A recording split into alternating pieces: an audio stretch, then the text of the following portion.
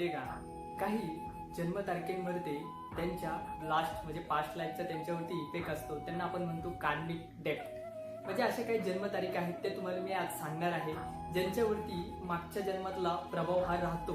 त्यामुळे त्यांची जन्मतारीख चांगली असली तरीही त्यांना त्याच्यावरती तसं प्रोग्रेस पाहिजे तशी प्रोग्रेस त्यांना भेटत नाही. चला तर आता मी तुम्हाला सांगतो, ज्यावरती आपण म्हणतो कार्मिक डेप्थ असणारे बर्थ डेट कोणते आहेत त्या मी तुम्हाला आता सांगत आहे. पहिली जी बर्थ डेट आहे ती आहे 13 नंबर आहे. बऱ्यापैकी 13 नंबर ही वेस्ट म्हणजे युरोपियन कंट्रीमध्ये हा अवॉइड केला जातो. 13वा फ्लोर अवॉइड केला जातो. 13वा हॉटेलमध्ये रूम असेल, 13वा फ्लोर असेल तर तिथेही अवॉइड केला जातं. दुसरा कार्मिक नंबर आहे तो आहे 14 म्हणजेच की 14. तो पण बघायला गेलं तर त्याला आपण ही म्हणतो की कार्मिक डेप्थ नंबर कन्सिडर करतो.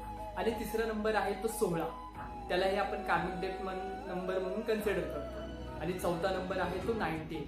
तो कितीही पॉवरफुल असला तरी त्याच्यावरती मागच्या म्हणजे पास्ट लाईफचे त्याच्यावरती इफेक्ट राहतातच, कार्मिक डेप्थ राहतातच. तर तुम्हीही मला सांगा, तुमची डेट ऑफ बर्थ किंवा जन्मतारीख या नंबरवरती येते का?